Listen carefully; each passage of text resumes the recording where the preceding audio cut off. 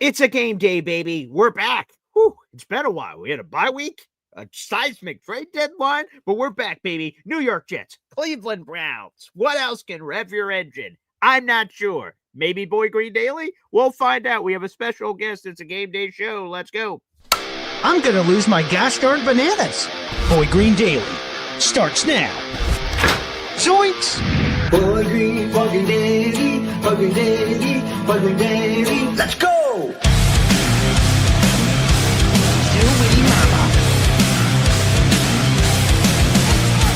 Put your seatbelts on. Get ready for the ride. We're the freaking New York Jets, so we're built for this shit.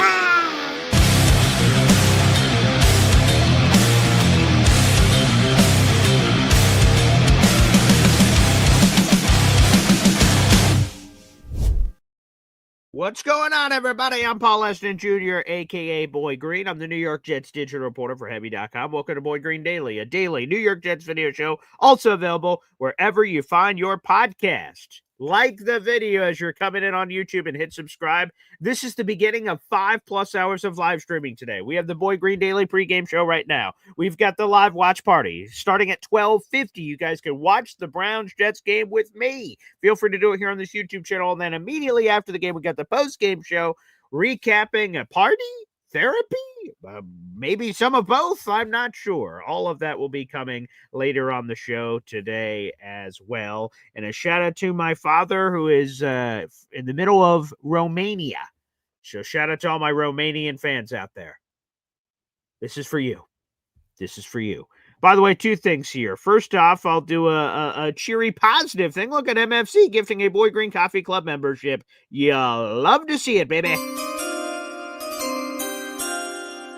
Thank you, MFC. That membership went to Jaden D'Angelo. Jaden D'Angelo, you're now a member to the Boy Green Coffee Club. Make sure you thank your resident MFC for that activity. And MFC have 6 raffle tickets for our contest this month. I also want to say this for people that don't know this. I am wearing the Nick Mangold jersey today, and I will wear it for many more times in the future. Today at MetLife Stadium, this is the first Jets home game since the tragic passing of Nick Mangold, who passed away from complications due to chronic kidney disease. The Jets will be doing a very special tribute to Nick Mangold today. So if you guys are heading off to MetLife Stadium or anything, wear your Nick Mangold jerseys with pride and be ready to cry, because apparently they've put together a beautiful video package and there's more to come. So enjoy all of that love today to the Mangold family. So thank you and shout out love to Nick Mangold. So I will proudly be wearing this today. But again, our thoughts are out to the Mangold family, who had his funeral services on Tuesday. With that being said, let's bring our NFL insider extraordinaire to talk Jets, Browns, the crazy trade deadline, his mailbag, and so much more. And there's a direct link in the YouTube description down below to his NFL Substack. Let's bring him in. He's handsome, he's talented, and he's our guy, Matt Lombardo, baby. What's up, Matt? Paul, you're too kind, but I will say this. This show is now the center of the NFL universe, because what the Jets did at the trade deadline, it might be one of the worst rosters in the NFL, but it is the most interesting franchise over the next 2 years. So happy to be here. What a wild week for the Jets and to be a Jets fan this week. Well, that's the nicest thing anyone's ever said to me, Matt. So thank you. Wow. I don't know how I'm going to be able to pursue and continue to proceed with this show after hearing such touching tributes, but we'll try to do what we can. Yeah, it's been wild, man. I mean, the Jets shipped away 2 of their 3 highest paid players. You know, they're in the middle of a 1-7 season. There's the unfortunate emotional roller coaster of Nick Mangold, the legendary icon and figure, passing away in our universe. So it has been a wild turn of events. So let's start off with the trade stuff here, Matt, because you did a deep dive article between the hash marks. Again, we have a direct link in the YouTube description down below, and you get to talk to all your sources, scouts, coaches, general managers, the whole boot and caboodle on getting a wrangle on this situation. And it seems like, you know, taking the temperature from the article here, Matt, a lot of people are high on Indianapolis, and for good reason. They have the best record in all of football, and they've been kicking butt this season. Now they just added an all-in piece, but it doesn't seem like, we live in this world that's binary. It's winners, losers, black and white. But in this case, it feels like you could make an argument that we got two winners in this trade.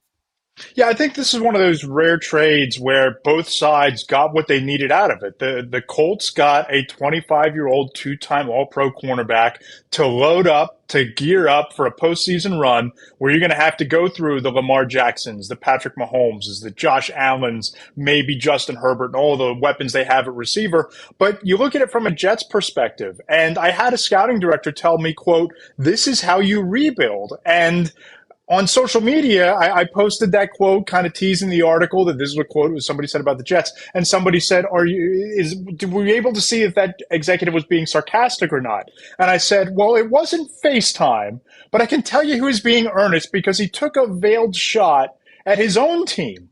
Unlike Team X not trading Team Y or trading player X for fifth-round draft picks. What the Jets did here is that people will say this is mortgaging the future. I don't buy that. I think it was collecting the future is what the Jets did here because you get the 2 first-round picks for Sauce Gardner. You get Adonai Mitchell who walks into the building as your number 2 receiver with the opportunity to play his way into being a 1A caliber talent emerging from the shadows of Michael Pittman Jr., of Tyler Warren, of Alec Pierce. You flip Quinton Williams, you get another first-round pick. You have 5 first-rounders over the next 2 years. They're the most interesting franchise in front office to watch. They are loaded now, Paul, to make the kind of worst to very, very good leap that the Patriots made this past offseason. Well, that would be exciting. There's no question about it. And you mentioned one of those pieces, Adonai Mitchell, who the Jets got in a trade with the Indianapolis Colts. And Ian Rappaport revealed yesterday that the Jets were this close to missing out on Adonai Mitchell because the Colts were in heavy negotiations with the Cleveland Browns to send Mitchell there, who the Jets are playing today. And, man, there's all these weird symmetry here, right? So Malachi Corley, revenge game today, right? The Jets draft him with the 65th overall pick in last year's draft. First pick of the 3rd round. They're like, this is our guy. It's one of the best receivers in the draft. He's going to be great. Spoiler alert, he wasn't. But last season on Halloween night, it feels like a campfire story. We should all sort of gather around the fire here. And it's this. On Halloween night, Week 9, New York Jets, Houston Texans, Thursday Night Football. Who wouldn't love some of that action? And the Jets called the perfect play to Malachi Corley. It appears to be a 19-yard wide receiver reverse, untouched into the end zone. Woo! To the Jets to score a touchdown. God bless America. Wait a second. Well, appears Malachi Corley chucked the ball behind him before crossing the end zone. And not his first touchdown of his NFL career. Actually, it's a fumble. Texans ball sucks. And Corley never recovered from that. He ends up, eventually getting cut this offseason right before final roster cuts, and it was a disaster. Jets trade for Adonai Mitchell. Let's go to week 4. Indianapolis Colts, Los Angeles Rams. Adonai Mitchell made just crazy bobbing and weaving what appears to be a 75-yard touchdown run. Whoa, mamacita. Wait a second. Upon further review, a booping, a bopping, a zooping, a whopping. The ball goes out the back of the end zone. Not a 75-yard touchdown. I'm afraid that's a fumble. Rams football. Now, here's the big differences in those stories, it seems like here, Matt Lombardo, is the Colts ended up losing that game to the Rams, which sucks. And there was that play. And also, Adonai Mitchell had a bad hold on a Jonathan Taylor 60-yard touchdown, which also would have given the Colts a lead late in the game. And they lose the game, and Adonai Mitchell feels like dump. Malachi Corley has his play. Jets still beat the Texans, even with that stupid fumble. And after the game, Malachi Corley's like, who cares? Like, no big deal at all. Adonai Mitchell, apparently, it's like his his dog died. And it was like, Jesus, I'm so remorseful and I feel terrible about this. So Jet fans are just hoping that this Adonai Mitchell one works out a lot better than the Malachi Corley one. And they're going to see Malachi Corley across the field here on Sunday. So the thing for Adonai, I remember watching that Jets Texans game. We had just gotten back from trick or treating with the kids. My daughter was like getting her bath and getting changed for bed. My then newborn son and my father and I, we were watching the game. My dad looked at me and he goes, "Wait, did he fumble the ball?" did he throw that? That's not a touchdown. I remember that play very vividly, and the comments that my father made about how this dude would never see the field again, and Jets being Jets. So this coming from him being a diehard Eagles fan, but he was just living it up. But it just watching that play, that jogged my memory to watching that. Certain plays stick in your mind, and that's one of them. It does for Jet fans too. Apparently, I wish there were better ones, but they are the ones they are. On the Jets, Adonai Mitchell is going to get something he didn't get on Indianapolis, and that's reps. They had Alec Pierce, Michael Pittman Jr., Josh Downs, Tyler Warren, Jonathan Taylor. You got all these offensive pieces, one ball, a lot of mouths to feed. So Adonai Mitchell couldn't get on the field. He only played a combined 24 snaps over the last 4 games there for the Colts. With the Jets, Garrett Wilson's returning today. God bless America. But there's a lot of other opportunities in that wide receiver room here, Matt Lombardo. Let me ask you this. What should realistic expectations be for Adonai Mitchell and, quite frankly, all these receivers? They traded for John Mechie III. He's going to be in that group. So you got a couple of young wide, Arian Smith, of course, who they drafted in the 4th round this year. They got a couple of young wide receivers. They have opportunities, 9 games to go. Playoffs, that's not the conversation anymore. It's evaluation mode. But it seems like a lot of these young receivers have a chance to prove something here this season, Matt. Yeah, I loved Adonai Mitchell coming out of the draft out of Texas. I thought that he had a high wide receiver 2, low wide receiver 1 type of a ceiling. Big-bodied receiver, can move a little bit, prototypical possession receiver more than anything else. But I think that his traits give him the chance to be that duo opposite of Garrett Wilson, or if the Jets decide that they want to forego drafting a quarterback early because they don't love these quarterback prospects and you take the top wide receiver available early, you could set up your offense to have 3 potentially dynamic wide receivers. And you look at Adonai Mitchell, he's only 23 years old. So you're betting on the future for a guy with 2nd-round pedigree. You're betting on a guy who just didn't get targets because of the situation that he was in and the supporting cast that was so dominant around him. So I really like Mitchell. John Mechie is a guy who I think that there was a lot of potential coming out of Alabama. Sure. I thought that, the illness might have robbed him from some time and the ability to get his feet underneath him. Didn't work out in Houston, in an offense in Philadelphia where it's really run first and you have only one football, but you got to get it to A.J. Brown, Devontae Smith, Dallas Goedert, and Saquon Barkley. Jahan Dotson starts to emerge a little bit. That Mechie gets a little bit lost in the shuffle there. But you go to New York, same sort of situation. He's your clear-cut wide receiver 3 with upside to be a wide receiver 2 type of player. So you mentioned the word evaluation. This is all about, okay, what do we need to draft for our next quarterback? Whether we get our quarterback in 26, whether we get him in 27, whether we trade for a veteran, what do we need to build around our quarterback to make this a situation that can quickly turn around on offense? And they have 7 or 8 games now to figure out what to do with a suddenly competent NFL wide receiving core. That's for sure. Again, we're sure got the NFL insider Matt Lombardo again. Matt Lombardo, NFL.substack.com is the verbs. Those are the words happening there, but you guys can figure them out down in the YouTube description. Just click that link and it transports you. Technology, I'm not sure how it all works, but it does it, and it will bring you to that Substack, and you guys can take a gander, look around, and become a subscriber just like me. It's a lot of great content in there. And speaking of that great content, let's marry a couple of things here, Matt. The Jets have 5 first-round picks over the next 2 years. So that could be a quarterback. That's what the Jets are hoping for. That could be via draft. They could do it in free agency. But there's also been a hint that maybe the Jets could explore the trade market. I had NFL insider extraordinaire Benjamin Albright on a couple of days ago, and he explored that topic a little bit of what he thinks could happen there in the veteran quarterback trade market. But, Matt, I have a feeling you have another idea that we should be marinating on, another option perhaps that could tickle the fancy of Jet fans. Who is a quarterback, if the Jets want to go in that direction, and a quarterback for another team that's out there in the universe that the Jets could trade for and just add him to what they already have? Who do you have in mind? Yeah, there are a lot of different ways to build a roster. There are a lot of different ways to build an offense. And sure, you can draft a quarterback at the top of the board.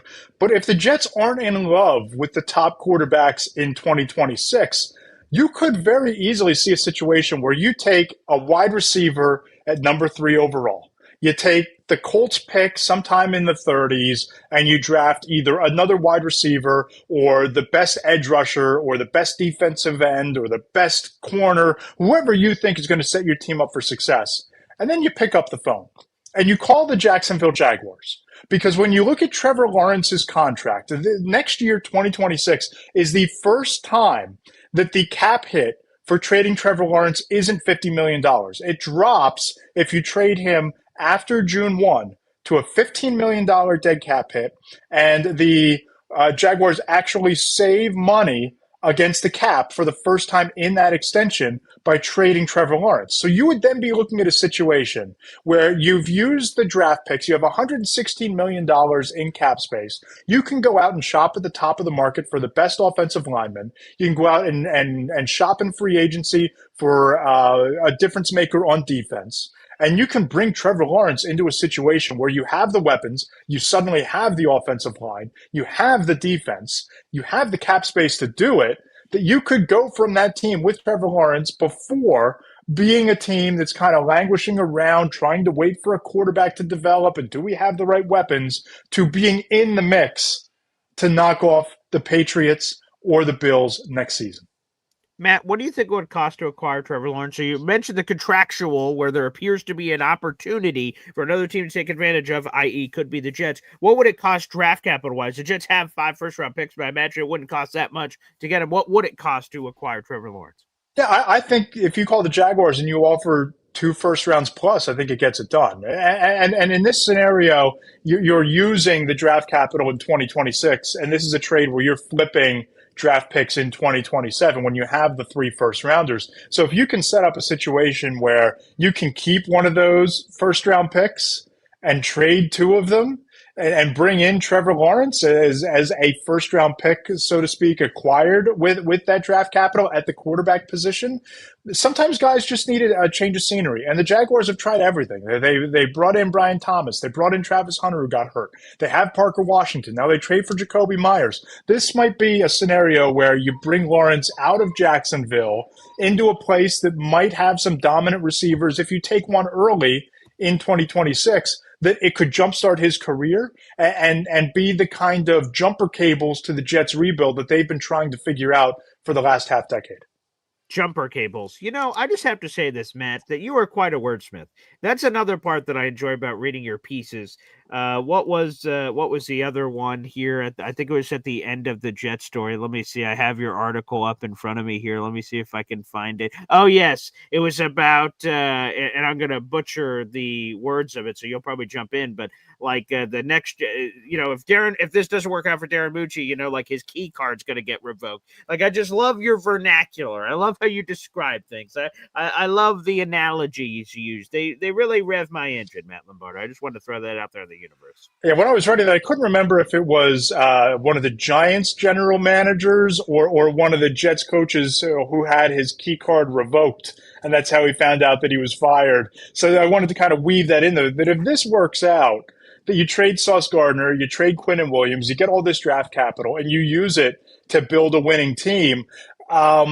You're going to look back at this and say that this was the build the statue moment for Darren Mucci, right? But if it doesn't work out, if Sauce goes on to win a Super Bowl this year and the Jets reach for a quarterback early and it doesn't work out and he joins the graveyard of the Davey O'Briens and the Neil O'Donnells and all these quarterbacks through the years dating back to Joe Namath, that, it might be the moment you look back on that got him fired. So it's one of those trades where it could go great or it could blow up in their face.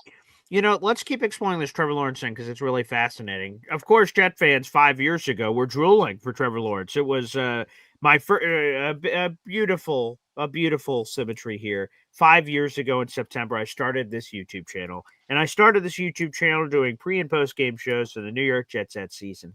They went 2-14 that year. That was the first year that I ever did YouTube content before. And that was the year where in the middle we're like, win. And they were like, oh, wait. Tank for Trevor. And unfortunately, the Jets blew it, screwed the pooch, losing losing for us, but winning for them, winning back-to-back games against the LA Rams and the Cleveland Browns, which gave the Jaguars the number one overall pick. They end up with Trevor Lawrence. We end up with Zach Wilson, and the rest is history, of course. So Jet fans are used to rooting for old Goldilocks over there. But I'm curious, do you believe if the Jets acquire Trevor Lawrence, that Trevor Lawrence is good enough as a quarterback to help us win a Super Bowl, Matt Lombardo?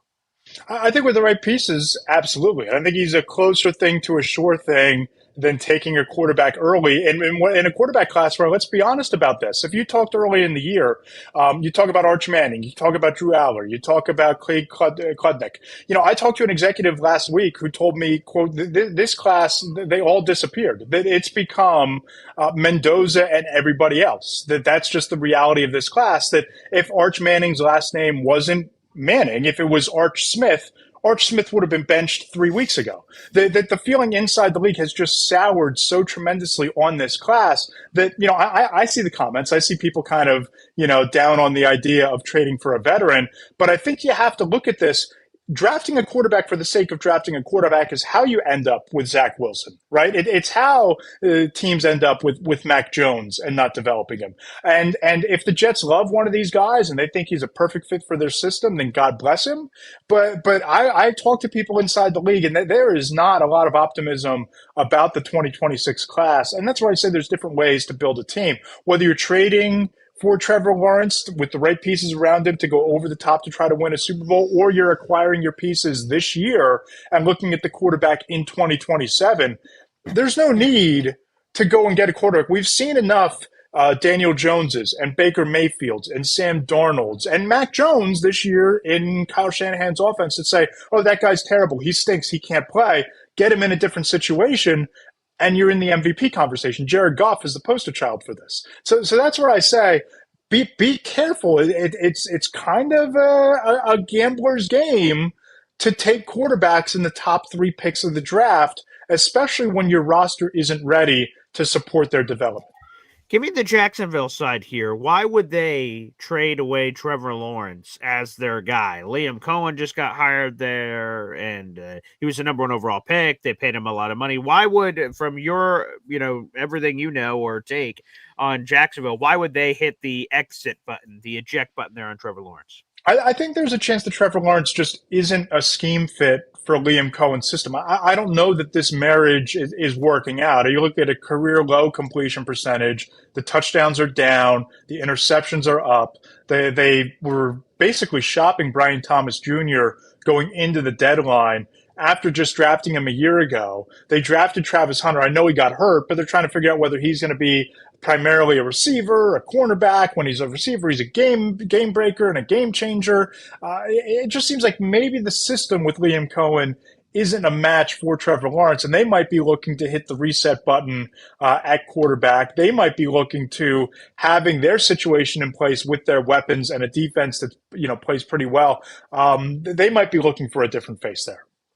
Yeah, that could make a lot of sense. Matt, let's give a plug here, give you an opportunity to explain what Between the Hash Marks is as a independent NFL journalist in yourself, that you're funded by the people out in the audience that also cherish and enjoy, that kind of journalism that gets lost in the sauce sometimes at those bigger media companies. But you're a one-stop shop. You've got it all. Explain really what you bring to the table.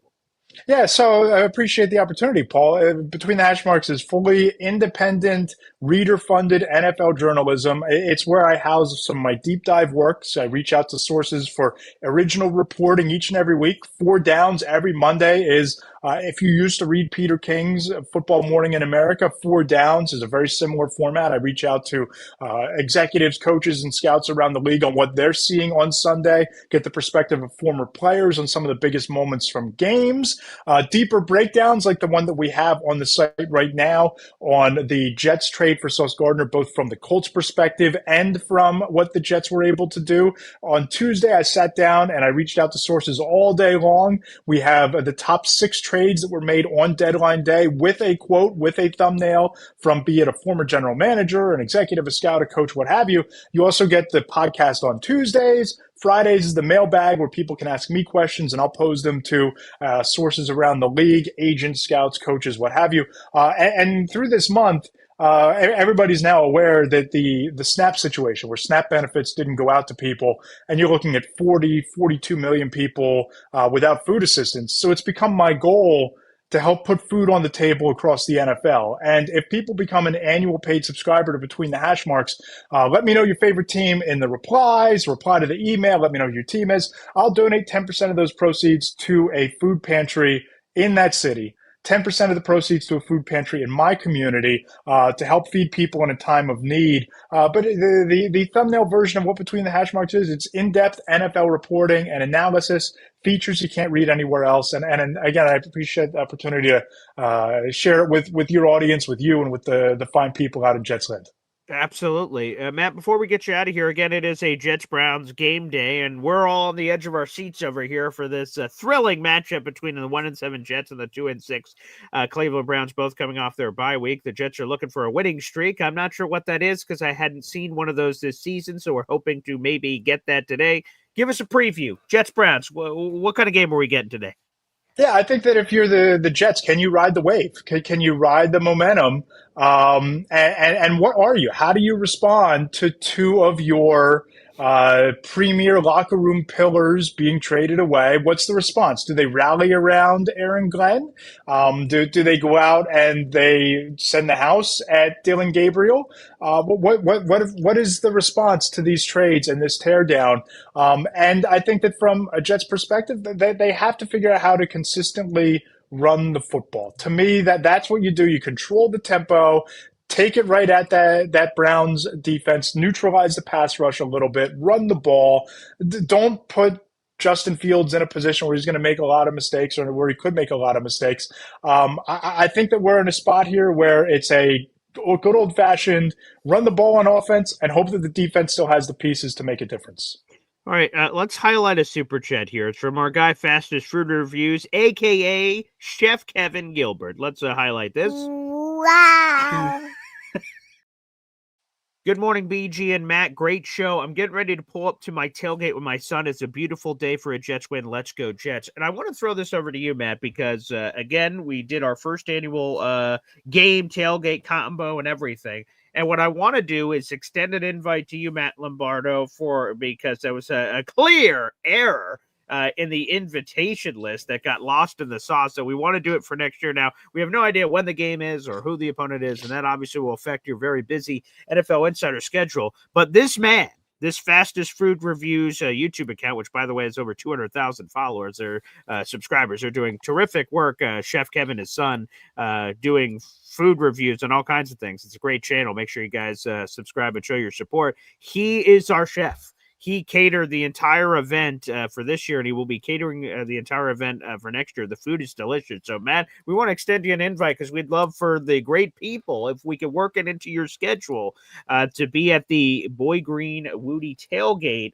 next year for a Jets game with food catered by Chef Kev and all the people out in the universe, if you choose to accept. Dude, I love it. I'm in. I'm all in. We could do it. We could do even a brief Boy Green Daily from the lot. Oh, wow. We could do a tailgate show, like a good old fashioned like college game day, take the show on the road situation. In addition to eating some of Chef Kevin's tremendous food, I'm all in. Sign me up. Just give me a date. Well, there we go, which we will do in short order. So there it is. Matt Lombardo will be making his debut. And I'll get to meet him in person for the first time. I've never met Matt Lombardo in person, but I feel like I have in spirit. Our spirits have, given a high five or something. I'm not exactly sure, but we've been doing stuff like this for like a decade. That's true. We're coming away. It's been a while. It's been a while. It'd be great to like shake hands and fist bump and have a slider or two. 100%. And we'll also see, because I've done the show with Woody every Tuesday and Thursday. We met each other at the tailgate, not this year, but it was last year. We went to a different tailgate, and I just see this. our virtual boxes. So I have no idea how tall or big or small or anything Woody is. I'm like, good Lord. He towered over me. I'm like 5'3" on a slanted hill. And he's like, I don't know. I just consider everyone that's taller than me like 7'8". I don't know if that's really true, but it all seems that way because I'm, closer to the Earth's surface than anybody else in the universe. So Matt, I have a vision in my head of how tall you are and what it's going to be. And we'll see if my mind and reality are one. Sounds good. I will not give any spoilers here. Great. I will Great. not reveal. Okay. The grand unveiling will be at the tailgate. Okay, I can't wait. Matt, in all seriousness, thank you so much. And again, we'll definitely connect those tailgate dots. I can't wait. That'll be terrific. And you'll get to meet this amazing Boy Green Coffee Club community, which would be terrific next year. Dude, can't wait. Love to be a part of it. There he is. Matt Lombardo, our NFL insider extraordinaire. Again, down below the YouTube description is his Substack. Again, independent NFL journalism. Thank you to our boy, Chef Kevin Gilbert. Fast food reviews at that Jets-Browns game today. Let's go. It's game day, baby. And shout out to Kev Jr. as well. Hopefully you guys are killing it. I'm jealous. I wish I was there. And again, the one thing I made a mistake on in tailgate number 1 this year that I want to correct in tailgate number 2 is eating some of the friggin' food, man. I was too busy hosting. I barely got to eat anything. I only got one of my burgers, the BG Sunday Tradition. I had one of them. That's it. I never got another one back. I'm like, damn it. The little kettle chips on the thing. I tried one every once in a while. I'm like, damn it. I just like a plate of this. I never even tried the pretzel sticks, man. I wanted them, but I couldn't. I was too busy. I was an entertainer. I was a hoster. I don't even know if that's a word, but I was like, those pretzels look salty and delicious. That looks great. So I missed so much of the food. So I'm going to do a better job at delegating and making sure I sort of have all my ducats in a row. And hopefully I don't plan the tailgate to be in a hole in the ground where we had to sort of pivot off of that. And I was an idiot and couldn't read signs. So for all of those reasons, I can't wait to try more of the Chef Kevin food. Chef Kev food. I would have loved to do it last year in terms of last year, a month ago. So I got to do a much better job of eating. And hopefully I can correct that. So Chef Kevin Gilbert, appreciate the support. And I hope you guys enjoyed that game today. That's awesome. I'm feeling it, baby. I think the Jets get another dub. Let's friggin' go. That'd be terrific. So I'm hoping we're able to do that and more, baby. So by the way, Chef, you now have a ticket to our raffle. So let me throw up the raffle prizes here, and then we'll open up the phone lines here on the friggin' channel. We have a Marty Lyons jersey up for grabs, folks. A Marty Lyons jersey. If you want your opportunity to get your dirty, grubby mitts on this, well, now is the time to do so. Send in those raffle tickets, baby. You can do it just like Chef Kevin Gilbert. Send in a super chat. Gift memberships. MFC did that earlier. There's a lot of ways to skin a cat. The raffle tickets are $3 a piece. $3, okay? All you have to do is buy one raffle ticket to have a chance at that Marty Lyons jersey. Obviously, the more raffle tickets you buy, the better your odds are, but all you need is one raffle ticket. I highly recommend to Boy Green Coffee Club members or non-Boy Green Coffee Club members, people who just watch the show and you're not even a part of the YouTube membership group, why not just give it a whirl? $3. The spinning wheel is random. It could land anywhere. We've had people that have spent hundreds of dollars on the raffle and then not win. And we've had people spend $3 and win before. So you never know. You always want to give yourself a chance. And this is a beautiful jersey. It's the Alabama jersey. It's autographed to the Boy Green Coffee Club. It's actually sitting behind me, this beautiful jersey all wrapped up. Has all Marty Lyons' accomplishments. Of course, he was a legendary part of the New York Sack Exchange, College Football Hall of Famer, part of the Jets Ring of Honor, played for the Jets for a decade. I mean, Marty Lyons is the man. And of course, I bought this jersey for the Marty Lyons Foundation, which always does wonderful work. So absolutely terrific, and good luck to everyone out there in the universe. And make sure you get those super chats and memberships to fly from the high heavens, baby, and get your raffle tickets. Yeah, Macho Talk Sports says you didn't eat. No, I didn't get to eat. I only ate. So at first, thank God Chef Kev did this. So when he made the first one, the Sunnyside BG Sunday Tradition, with the little egg, the burger, the bacon, the bun on like this slider, I ate that first one, and we have that on video. I'll post that in somewhere in the near future here when I have a half second to think. Our cameraman filmed me trying that first one, and it was absolutely magically delicious. But then I was just doing too much hosting. So every time someone came to the tailgate, I was giving them like a pass for the food or giving them their shirt or their this or their this or their that. And so I was just, every time someone around, hey, what's up, man? Hey, come over to my trunk. I got all this stuff for you. Up, boy, got this. Up, DJ, wicka, wicka. All this crazy stuff. So no, I did not eat anywhere near enough. 100%. Hep jumping in saying, me also, Paul, I got a few chips and a couple of burgers. The food was great. It was spectacular. So I think we're going to do a double dip. I'm going to ask Chef Kev to keep the menu exactly the same. I want him to keep the menu exactly the same so I can try all the wonderful food that everyone else tried. And that'd be great. So we'll see if we can make that happen. Chef Kev was awesome. So absolutely marvelous. Let's do this. We'll open up the phone lines quick. Hep timeout. And your call's next on a Jets game day, baby. Woohoo! 1, 2, 3. Whoa! Bugging daily, bugging daily, bugging daily. Talking Jets football, man. All right. Bugging daily, bugging daily, bugging daily. The New York Jets Football Club. Offense, defense, special teams, watch Jets football with Boy Green. Everyone, J-E-T-S, Jets. Boy Green, bugging daily, bugging daily, bugging daily. Talking Jets football, man. All right. Boy Green, bugging daily, bugging daily, bugging daily.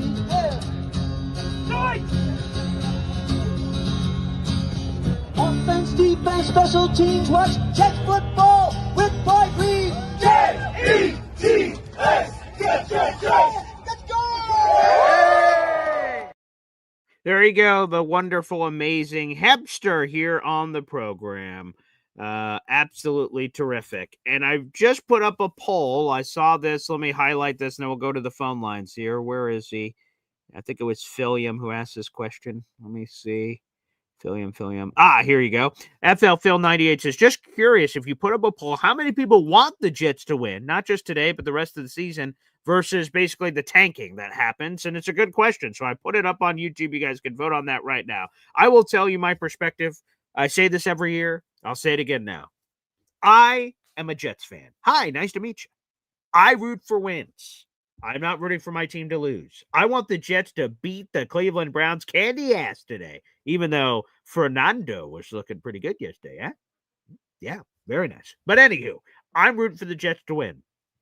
If they so happen to lose, which obviously that's happened more times than not this season, then I will rationalize and go, better pick. I wasn't rooting for it, but all right. That makes me feel slightly better than just losing. Like if the Jets could have made the playoffs this week and they lose, I'm like, geez, we're all devastated. So that's how I do it. You guys can fan however you want to fan out in the universe. But me, if I'm voting on this poll, I'm absolutely rooting for wins. Now, if they lose, okay, so be it. All right, I guess. It's just a little bit easier of a pill to swallow. But you guys continue to vote out in the universe. Again, it is our poll right now. Do you want the Jets to win games the rest of the season or tank for a better pick? Just win, baby, or no. Wins are meaningless. Tank. Make sure you guys vote. That poll is up on YouTube. So if you guys are watching on Facebook or Twitter, make sure you guys head on over to YouTube to interact with that poll. Again, we have 300 people in the room, including over 100 on YouTube. So make sure you guys show your support. The phone lines are also open. That is the pinned comment on youtube.com/BoyGreen25. Get your participation trophy today. We have 42 likes, but 116 people in the room. That math don't math. People, if you're out there on YouTube, like the gosh darn video for Pete's sake. Show some gosh darn respect. Take your shoes off when you come into the dojo, for God's sakes. Hit a like button, for the love of Pete. Anywho, let's go to the phone lines. We got a lot of people trying to call in today. Let's go to Alon, who I think has made his poll choice, it appears. I made my poll choice about 5 weeks ago. Don't worry. Okay. 2 quick comments. I'm not going to be on here long. Okay. You've had many insiders. Okay. Sure, many insiders with some crazy takes. Oh, boy, yeah. To trade 2 first-round picks for Trevor Lawrence might be the stupidest thing I have ever heard in my life. Wow. And Paul, I saw your face. Paul, you thought the same thing. Paul. I don't like Goldilocks. I think he's completely overrated. I think what helps him is he was in a draft class that sucked. That's terrible. Sure, Mac Jones has bounced around. He's been halfway decent under Shanahan, but like Justin Fields was awful. Zach Wilson was awful. Trey Lance was awful. Like Trevor Lawrence was the best of the group, but that's not saying much for the group. So yeah, I'm not so sure about that plan. I'm not so sure. I can't believe an insider actually said that with a straight face. Okay. It's time to take away his credibility because I took it a long time ago. Okay. My second and final comment. Okay. Right. I've watched Mendoza and I've watched Simpson. I think they're good quarterbacks. Yeah, it looks like it. Yeah. I am not, as I said before, I am not sacrificing present or future assets to move up to get either of those guys. I'm just not doing it. Is it a lack of those guys, or is it just like the Jets have assets and they should just light them on fire? The Jets have assets, and I don't particularly think either of these guys are game changers. Do I think they're good quarterbacks? Yes. If they fall to the Jets and the Jets like them, great. I am not sacrificing future ones, future twos to get either of these players. It makes no sense. And again, with 3 first-round picks in 2027, you have the ability to extend the rebuild. You have the ability to look into a future year and get your quarterback. I don't want to sacrifice present or future assets to get players in an average 2026 class. Who do you prefer the two? If both were on the board, Jets are picking first, second, third. It doesn't matter. Both are on the board.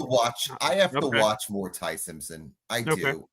I think he's a fine quarterback. Very limited sample size, though. Yeah, I mean Mendoza played okay yesterday. Yeah, he's great on that final drive. I mean the catch by Cooper at the end is remarkable. Looking down and seeing where his left foot is, and just pointing that to the ground was unbelievable. It was unreal. Yeah. Spectacular.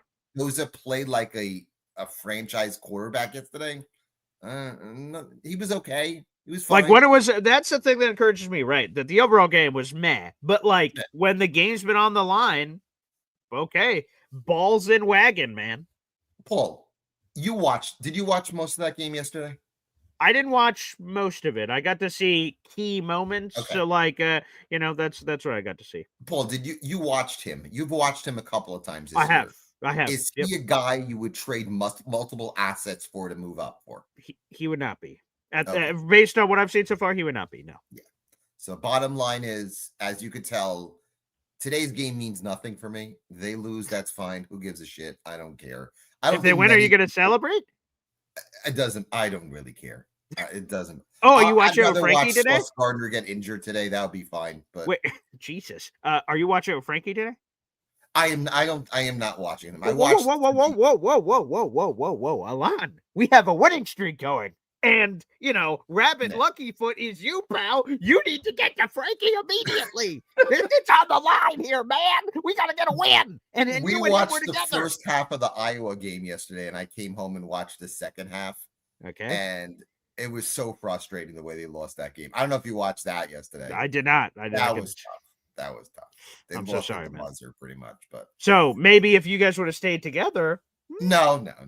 That who knows what could happen. But again, Matt Lombardo needs to explain that take because that's more of an easy take than an insider take. Was that a compliment? You said it was more of an easy take. I don't give compliments to people. Okay, Paul, it's been a pleasure, and again, go Browns. Okay, God bless America. There he is, Alon. Let's go up next. Easy. Oh, I went to Ted, but Ted's not available. Easy. There we go. Sorry. Clicked the wrong button. Alon, you demented motherfucker. And I say that with all due respect and love. Oh, of course. No, I like Alon, but we all know he's tankathon. Yeah. We've been 14, 15 years without playoffs. I've been tankathon some of them. I've been win some of them. I'm just tired of the losing. I don't care what happens. I just want to see some fucking wins. I just want to go to the bar, order my lunch, watch the game with the guys, and actually have something to like not sour my stomach when I'm watching the game. As far as these trades, I think it was fucking God. They had a brass pair of balls to pull that off. I mean, I know, I know that Quinnen was quietly, politely asking out, which quite. You don't understand the amount of respect I have for him because he helped himself and he helped the Jets at the same time by being what the Jewish people call a mensch. Okay. And if you don't know what a mensch is, I'm sure Bob Lederer will tell you what a mensch is. Okay, great. I'll ask him. I'm sure he'll call into it's a Yiddish word. Well, I'll tell you what it means. Oh, It means he's a good guy of good character. It's a Yiddish word. Okay. He's a mensch. Right.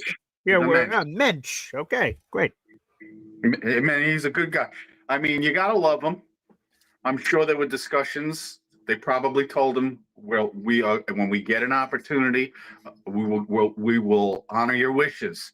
Yeah. Just don't submarine us." But I don't even think they would have had to say that to a guy like Quinnen. Sure. He's just a character guy. I mean, he was a team captain. He was not going to do anything to hurt the team. Mm-hmm. So I wrote a letter to him. I wished him well, except when he plays us. Yeah. Okay. Fair enough. That's a good rule of thumb. Yeah. Yep. Sauce is a great player. He plays in an hour in Germany for folks that want to watch that game. I'm actually going to watch the game. I'm going to watch the game. I think one of my streaming services I probably am going to get. Yeah, there you go. But yeah, I'm going to watch that game, and I hope that he does well. Mm-hmm. From what all I've heard about the players that we've got in return for these guys, I heard that these receivers are the real deal. Sounds like it. They needed a change of scenery. Mm-hmm. They say this guy that we got for Sauce is really good. Adonai Mitchell. Yeah. They say he's always open. Yeah, lead separator. Yep. So now we'll have him, and we're gonna have Garrett, and Garrett's back. And I would love to see. Doesn't he have like 4.3 speed? This kid we got. He does have 4.3 speed. Yes, from the combine. Yep. Mm-hmm. Now they say he's better in the slot, but I wouldn't put it past us putting Azarius Smith and him on the ends and leaving Garrett in the slot and have these guys just do a fly pattern down the field and just open shit up over the middle. And then even if Garrett does it down and out, then we have a tight end doing a crossing pattern over the middle, and the whole middle of the field should be opened up. Yeah, I'd probably put Adonai Mitchell as a boundary receiver. I'd probably put him outside with his size. Yeah. Well, I mean, I'm sure that they're working on stuff. It's probably going to be limited today. Because, probably very limited. The playbook. But I'm sure that there's like, look, I don't care. The guy's good.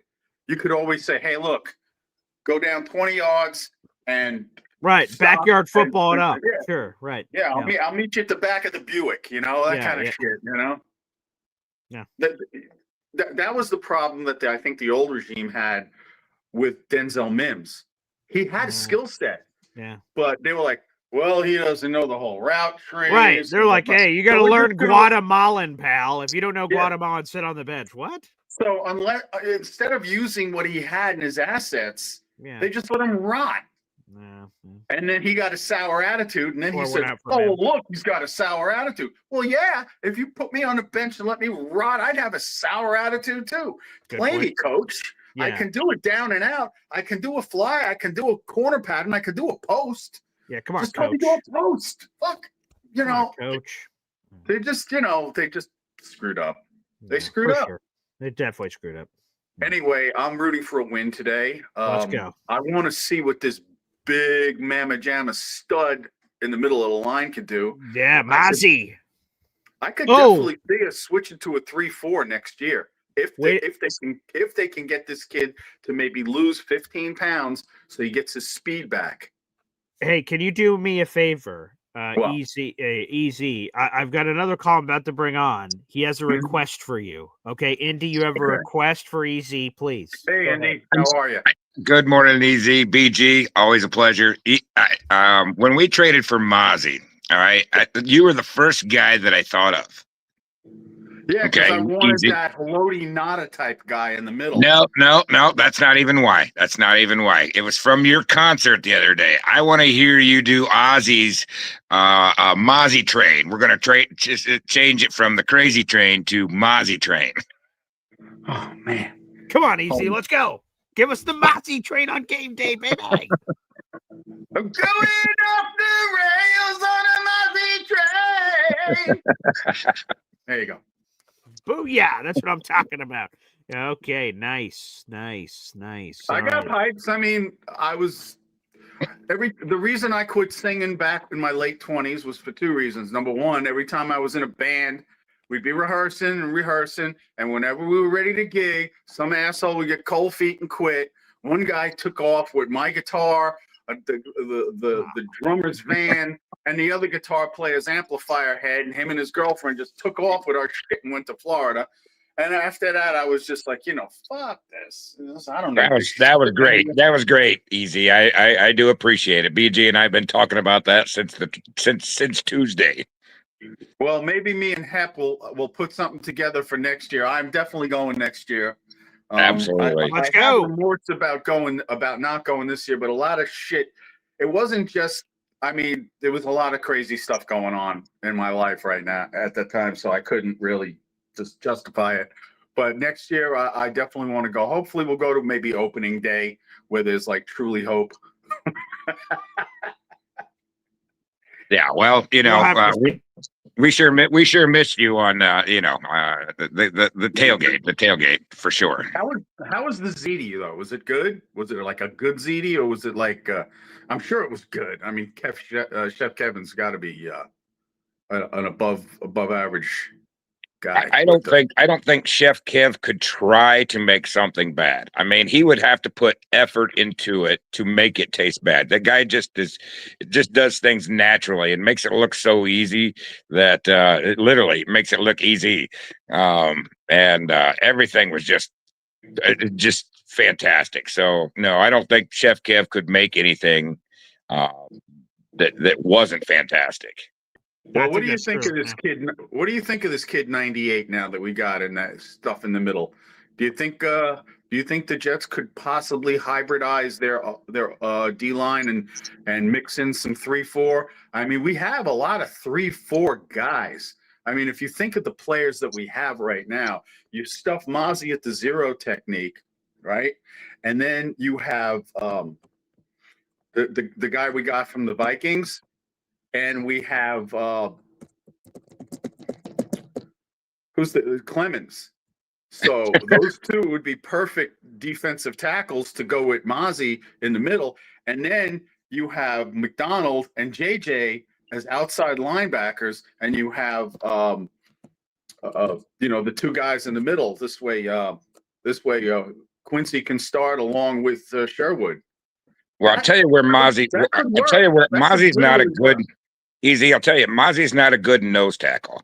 He works really good in that one technique, and what he does is demands this. And I'm just going to talk his Michigan days, because his Dallas days, when he put on that extra 20 pounds, he really slowed him down.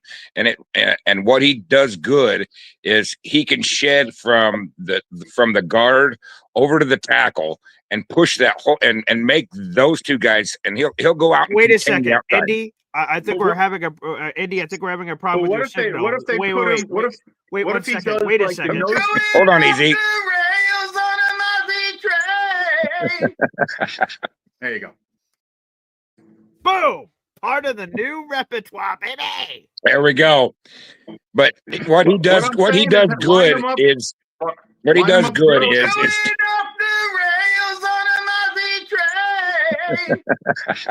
there you go. And then I get the indie laugh in there too. Man, both live forever. Immortality, baby. Oh my gosh. Fuck me, I knew I shouldn't have done that. That's awesome. Mozzie Train. I'll be in the game. I will tell you on the live play-by-play. If Mozzie Smith gets a sack, I will be screaming that from the high heavens, baby. Can we put that on Spotify? Let's not posting I sent you of me singing Electric Eye by Priest. Yeah, that was really good. I killed that song. You should hear it with headsets. Though. When you put the headsets on, it sounds crazy because they were channeling it through the PA, so it gets the effects. Yeah, absolutely. I would like to. Can we download that off of Spotify? BG, have you uploaded that up yet? Yep, it's actually uploading right now to all social media, so you guys will be Awesome, able to hear awesome. it. Yeah, maybe we can get Easy to do. Just write the whole song, and do a full 3-minute version of it.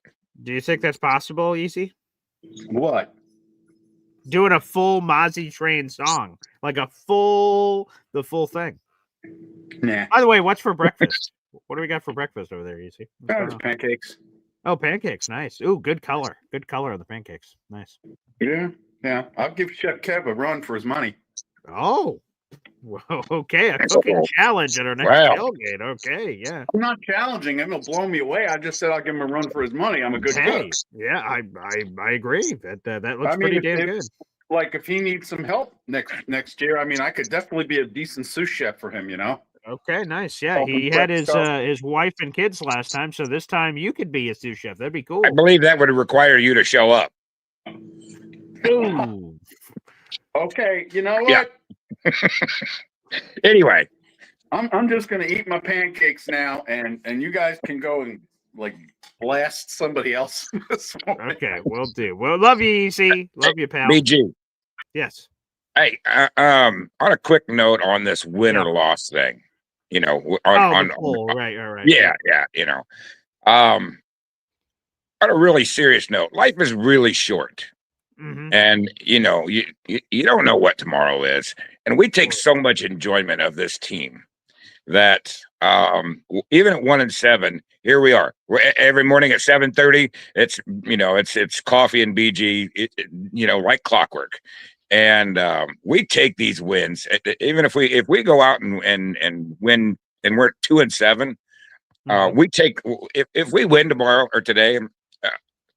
We take a lot of enjoyment out of that. That's the whole point of all this. None of us make a decision on anything on this team. All we do is buy their stuff, go to games, drink a little bit, cry a little bit, whatever. But at the end of the day, I'm going for the win. You want the win no matter what. That's not even an option to me. I don't think it's I've in 50 years, I've never rooted for the Jets to lose a game. Not one time. And you're always going for the win because might be the last one you see. And so, it's entertainment. That's all this is. And I'm going for that. I want that win. That's all that I want. By the way, we're getting a super chat in from MFC here on the program. Yikes. What the heck? Wow. He says Mozzie does nothing good, Indy. He sucks. What are you talking about? Going off the rails on a Mozzie train. There you go. Wow. Wow. Unbelievable. Can you believe MFC here? That's okay. Hey, there's still empty seats on the Mozzie train. And as he progresses into this starting lineup, we're gonna see MFC standing in line buying his ticket to get on that Mozzie train. I'm going off the rails on a Mozzie train. There you go. That is so awesome. Thank you, Indy. Yeah, appreciate it, BG. Have a great day. Let's go get a win. I'll see you at the at your live stream, brother. There we go. Oh God. That's currently up as a YouTube short, so you guys can enjoy that. Oh, what a great new piece of the lineup. Man, I love EC, man. That is good. But MFC, come on, man. Mozzie does nothing good. Let's see what happens in the game, man. See what happens in the game. All right, let's go back to the phone lines. We got Ted, NY Jets FL, baby. What's up, brother? Sorry, Paul. I didn't know I popped out. I didn't realize that. No, interesting show. Interesting show this morning. Alan with his, Matt Lombardo. You better check Matt and see if he wants to come back on the show after that one. Yeah, that got dark. God Almighty.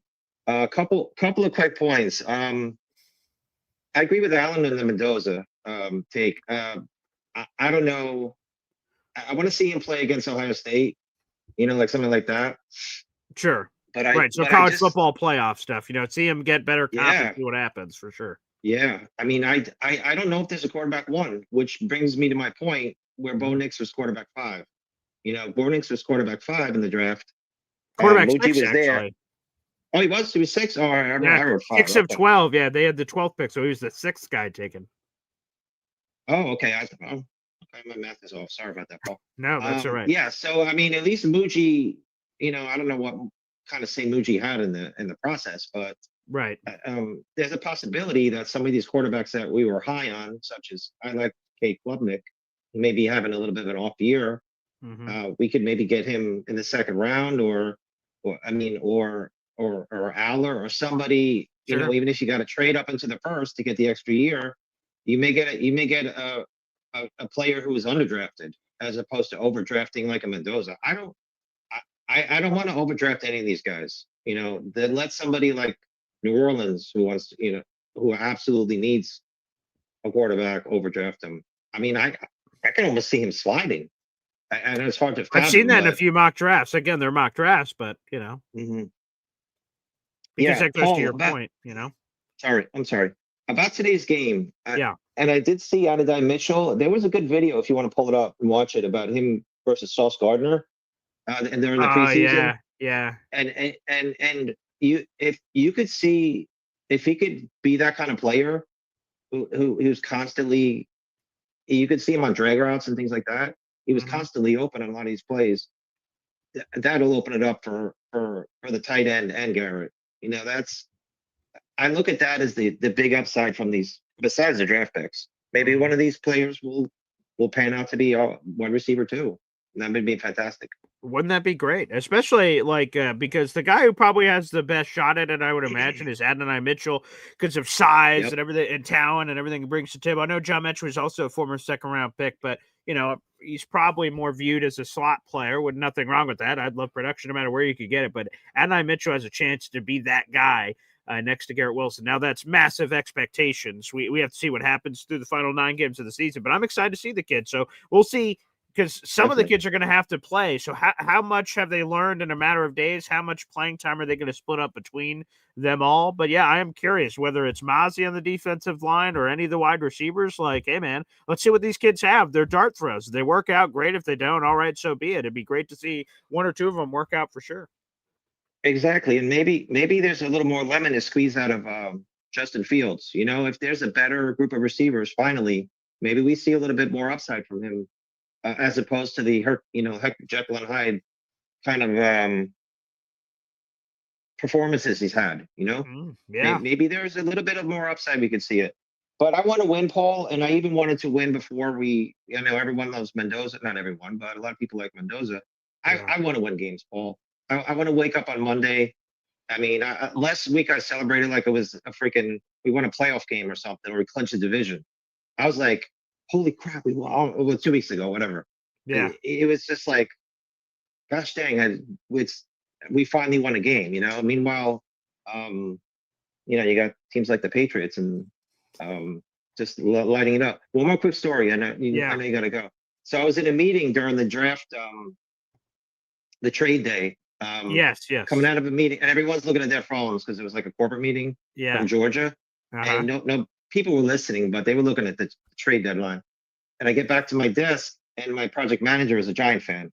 And he goes, Sauce Gardner was traded. And I go, you're effing kidding me, bro. You pull it. And I'm waiting for him to laugh at me and say, I'm just BSing. Yeah, I'm like, dude, there's no way. I just can't see it. He goes, it's on ESPN.com. And I said, you got to be. That was a wild day. But I love the trades, Paul. I love the trades. Yeah, a lot of picks. But that was my same reaction. My same reaction. Unbelievable. I gotcha. All right, Paul. I love the shows. I'm here after my workouts without breakfast. So, but hopefully I'll be at a tailgate and I can meet Edward Ziff and taste his pancakes. So let's see if we can have a pancake off. So okay, very nice. Thanks, all right. Paul.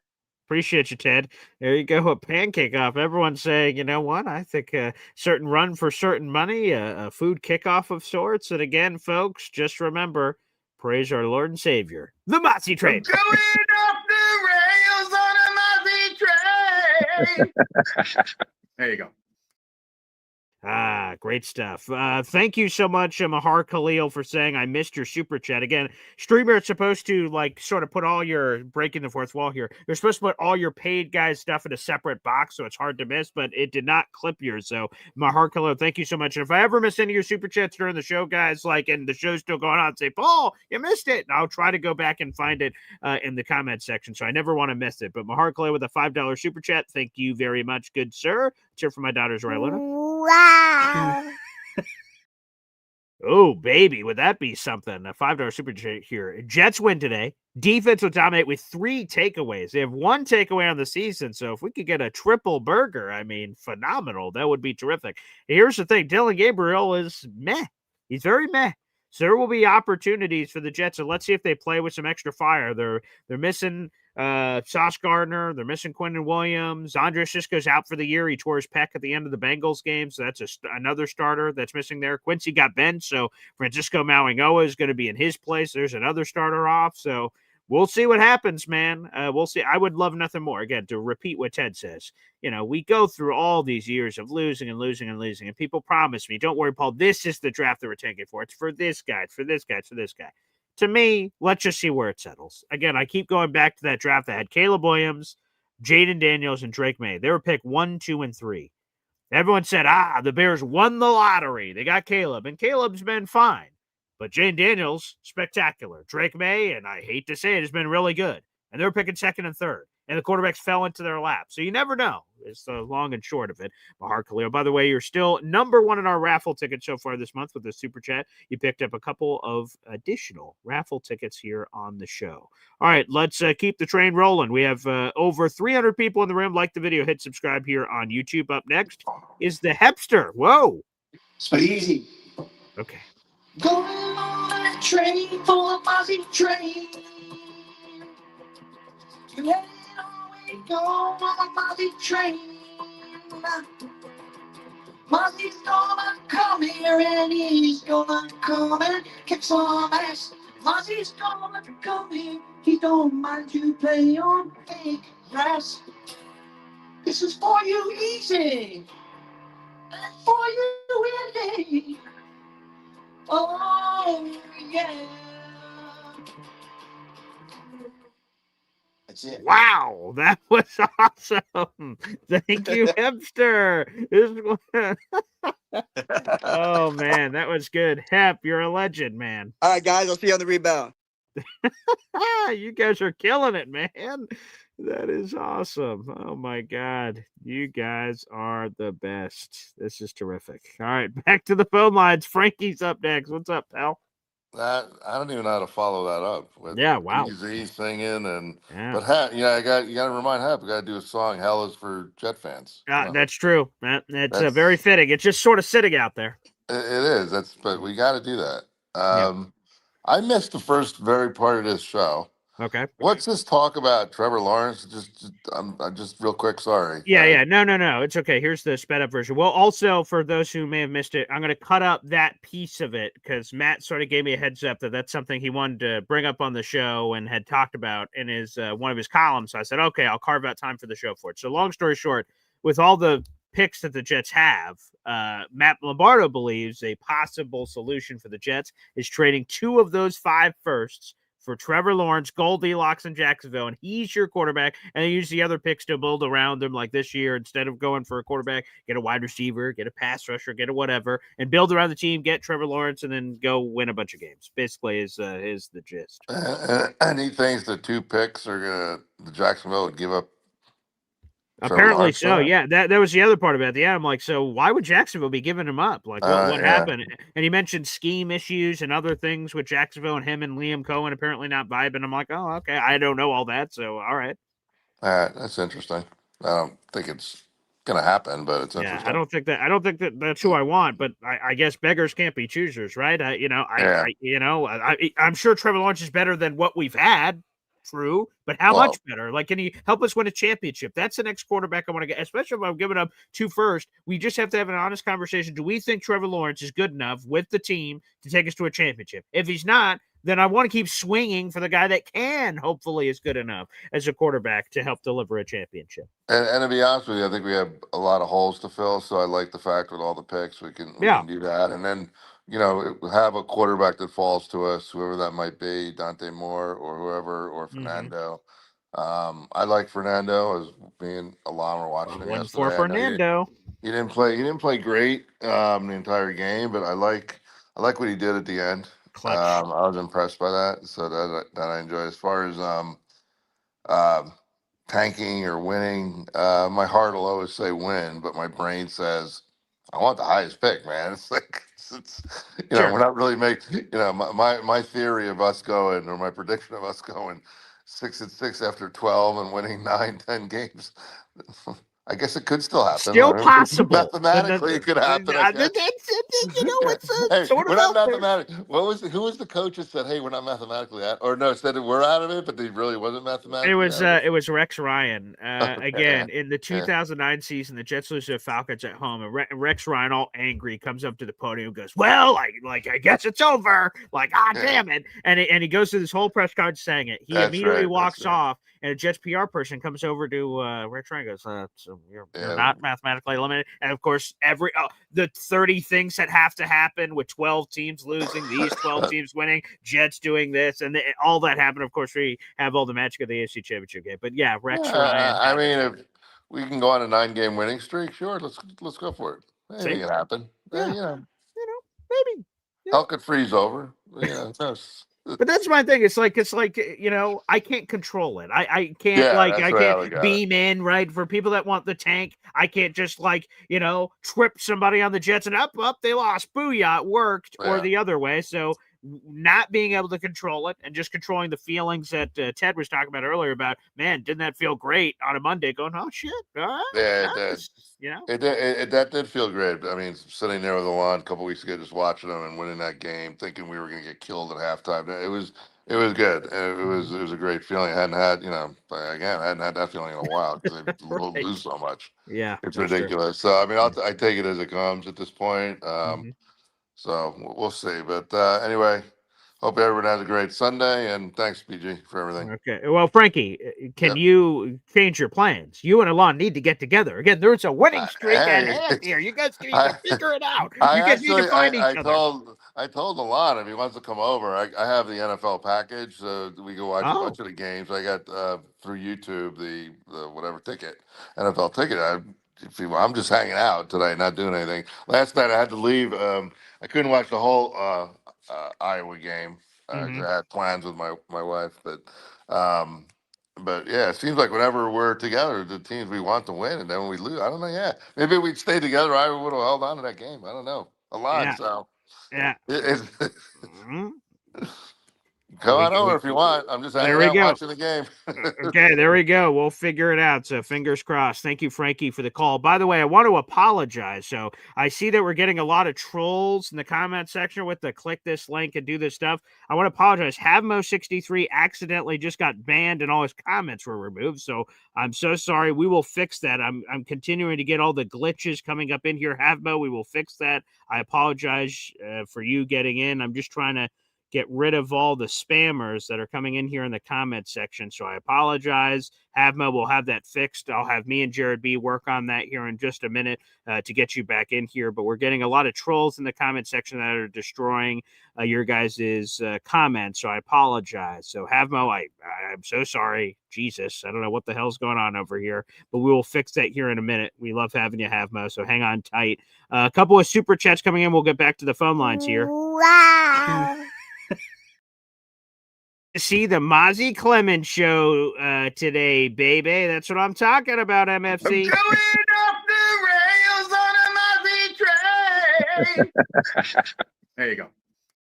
That is kind of crazy that those are two of the straws that stir the drink now for the Jets defensive line. But yikes. Well, here we are in the season, and you sort of just have to rock with what you have there in front of you for sure. That's 8 raffle tickets for you, MFC. Thank you so much for the super chat. I see we have a couple more in here.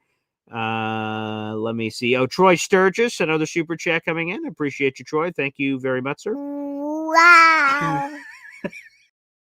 Awfully early for Ozzy lyrics. God rest to Ozzy. Can't believe we lost him earlier this year. But yes, you got to be in a certain mood to get some of the Ozzy action happening here on the program. So he's one of a kind. By the way, Troy, you now have a raffle ticket to our contest. Again, I want to apologize to Havmo. Either you and your wife are seeing this right now. You accidentally got kicked out. Again, there's a glitch happening in the YouTube comment section. I will be fixing that here in short order. So Havmo63 will bring you back in here very quickly. Back to the phone lines. He's back. It's Jake Klein, baby. My favorite Jake. Good morning, Paul. How you doing? I'm doing swell. How are you? Irish coffee. I mean, these 6 a.m. Okay. Yeah, 6 a.m. mornings with patients just kind of can't shake it off. Yeah, it's yeah, hard. fair enough. Yeah. So I just want to. I mean, it was a big week, so I feel like I needed to say something. Listen, the Sauce Gardner trade, Darren Mudgee, whatever, like good deal. Like it was actually like a good move. Like I mean, a friend of mine knows Chris Ballard, and he said he's still a very good general manager. I would probably have to say this is a big risk for the Colts because we don't know exactly where Daniel Jones. I think last week's game was the beginning of showing that there are some kinks in the chain, really, for the Colts that we don't know if he's really the franchise guy. But who knows? I mean, look, we'll see how that happens. But I never was crazy about drafting corner. I still think guys like Derek Stingley and Patrick Surtain Jr. are better than him. I think they've proved it at this point. They actually catch interceptions, Sauce. So good luck getting that in Indy. You'll get one from Trevor Lawrence. I'm sure he'll throw 10,000 at them. And Quinnen Williams, I have nothing bad to say about him. He was a class act. He got exactly what he deserved, and he deserved to go play for a team that will probably give him more money at some point. Yeah.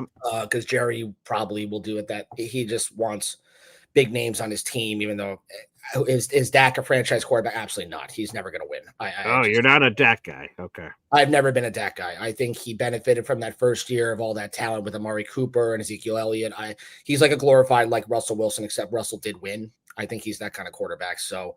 But the draft haul, I think they should have gotten the first round pick from Micah Parsons for next year. I don't know why they only got a first and a second. They should have gotten 2 first rounders for him because he really is. If they're going to get that for Sauce, only because maybe of the age difference. I think that's the only difference. I came on saying a good thing. I actually like Adonai Mitchell. I have friends of mine who went to the University of Texas. I think he's actually. The problem is that he has a lot of disciplinary issues. Like he complained with coaches about like blaming his diabetes issues, which he didn't really have. He's kind of a bullshit artist, kind of a little bit. But he does have a lot of raw talent that I think can benefit. He's actually one of the better everyone that was like, oh yeah, after Garrett Wilson, we have Arian Smith and Josh Reynolds this offseason. I'm like, you guys are on crack. Okay. Like they have nothing after that. So at least they made an attempt to do something. Yeah, that's true. Right. Yeah. They never had an answer to Garrett Wilson. Mason Taylor is a rookie. This at least gives something, to throw into the mix for Fields. But I mean, look, I think that's decent. Who's the guy we got from Dallas again? We got some other player. Yeah, who is it? To the lineman. Yes. It's Going off the rails on a Mozzie train. There you go. Mazi Smith, the Michigan defensive lineman, former first-round pick. All right, whatever. I don't know who that is, but he's been long story short, he's been underwhelming so far. The Cowboys threw him in. The Jets obviously need a body for Quinnen Williams, so we'll see what he has through the final 9 games this season. All right, well, I'll make it very clear. Quinshon Judkins is going to have like a career day today because there's no reason. Yeah, I mean, he's a star. I mean, he is a star. He looks really good. I knew he was going to be a star. I'm actually angry why Josh McDaniels is not using Travion Henderson, but I mean, that's a whole nother conversation. That's very weird. There was like a meme that came out that showed that like Antonio Gibson's torn ACL, like he's still going to get more snaps than Travion Henderson. I don't. This is why I wish he got drafted to a team that'll use him. But right. Patriots are winning, so I can't criticize him on that front. Yeah. Look, the thing is that this upcoming draft. First off, I'm not impressed with Mendoza at all. I think yesterday it took a miracle touchdown to get him to be anywhat decent. So. He's going to get steamrolled by Ohio State in the Big Ten championship game. I'm going to tell you right now. He's like Arvell Reese and all them are going to absolutely just pummel him. And Kurt Cignetti got his extension, good for him. But let's see how this pans out. But I need to start seeing them win like bigger games than a Jim Knowles defense that's very, very good and actually handle them very well, and a Penn State team that's playing with a whatever coach and I don't even know who their quarterback is. Bruckenmeyer, whatever. Yeah, right. Yeah, Meyer. But yeah, to me, this draft. Look, I mean, the question is who's drafting and who's going to be the coach. I still have no belief still that it's guaranteed to be Glenn because they could. After this year? I mean, Paul, let me the ask only thing I will say, I want you to ask whatever your question is. Ian Rapport gave an update last night from his sources, and that the job security update is that Aaron Glenn 100%, no matter what happens the rest of the year, even if they go 1-16, he's 100% coming back from his sourcing on the job security update. And he says, and they're even moving forward, he says that I'm going to fuck up the wording, but that they're going to be together for a while, regardless of what happens, and they're going to see it through. So that just came out last night. Can I have some Pappy Van Winkle? Is that okay? Because I might need I need some good hard stuff now. Are you serious with that? Yeah, dead serious. Yeah, that came out last night about 6, 7, 8 o'clock last night, and then he reposted this morning. So yeah, job security update. Aaron Glenn's basically 100% won't be one and done, and that he and Muji are gonna get like multiple years. Basically, is paraphrasing. That's basically what it suggests. What makes them deserve that? Can I ask you, Paul? What makes them deserve that? I want to ask you your personal opinion. What makes them deserve that?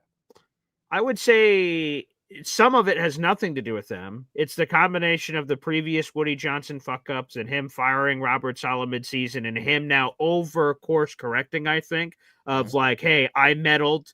You know what? I'm not going to meddle. And that's sort of what's Ian Rapport had this long piece. So you guys could go read it. It had a lot of nuggets in there.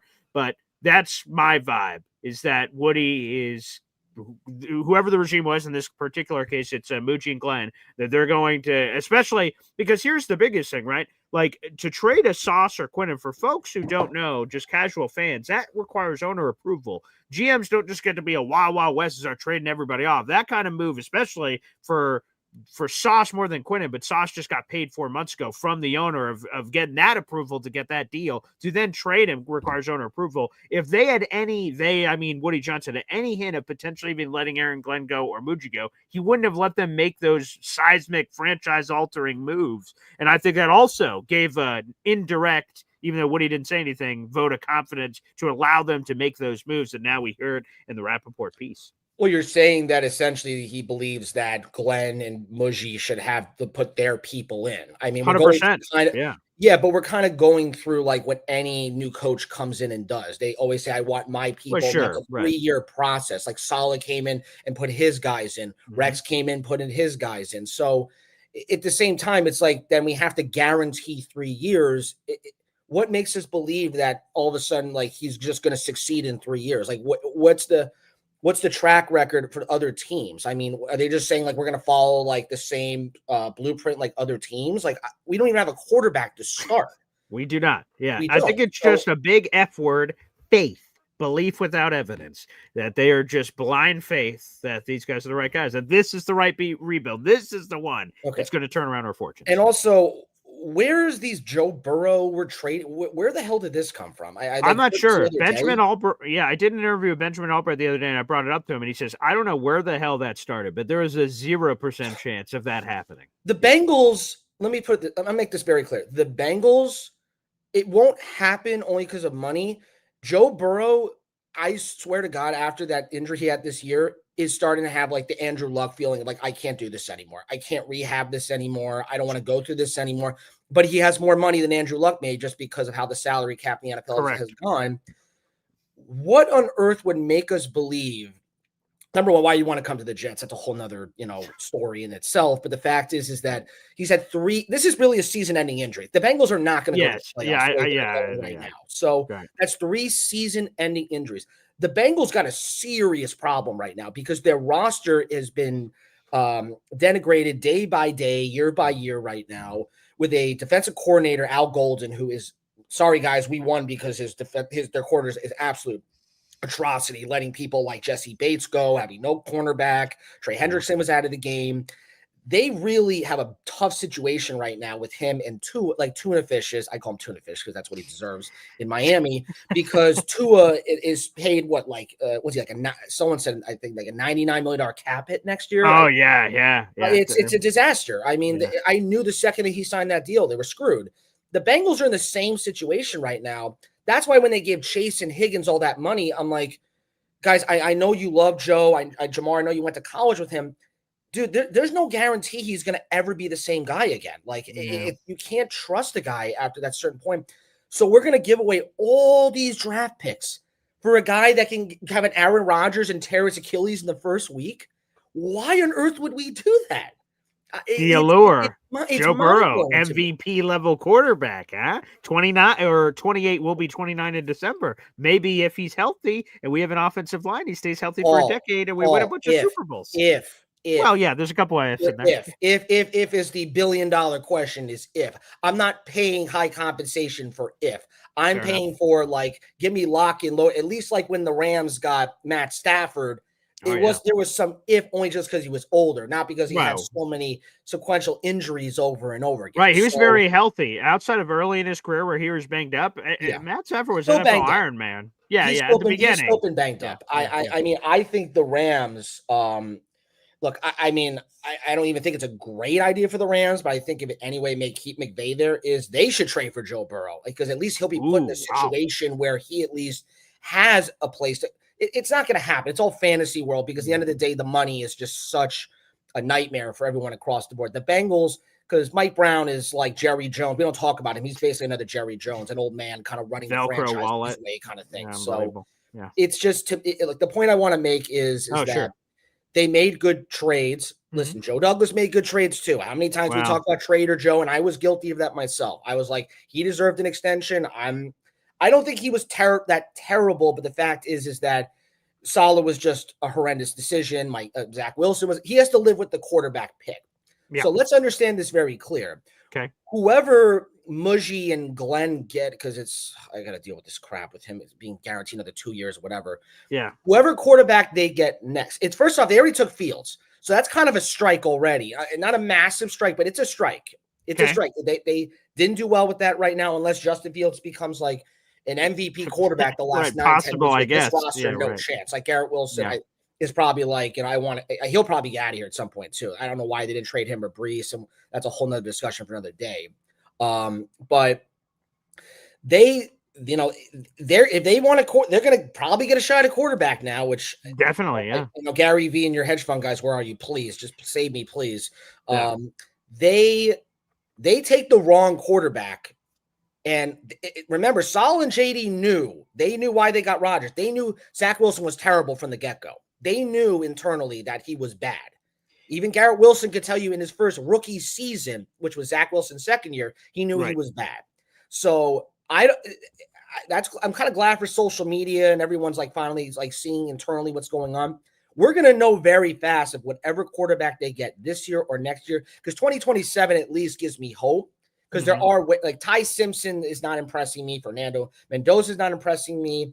Dante Moore, the Nike money, I agree. He'll go back next year. For sure. Franchise. I still don't know because since Justin Herbert, Dylan Gabriel was supposed to be a big pick. He's not that great right now. Not that he was supposed to be a great pick. They're going to have to live with that quarterback pick, and we're going to have to know fast. I'm not playing the 2-3 year game unless you're getting me an offensive-minded guy who knows. So because right now, honestly, who is the quarterback coach? Can I ask you, Paul, who's the quarterback coach for this? Charlie London. Who is that?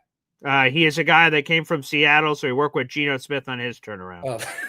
Geno Smith, oh my God. Less successful in Vegas, but he does have Charlie London, though. Oh, Paul, you can left out the Geno Smith part. I would have maybe believed it for a little, but when I heard Geno Smith, I'm like, oh, forget it.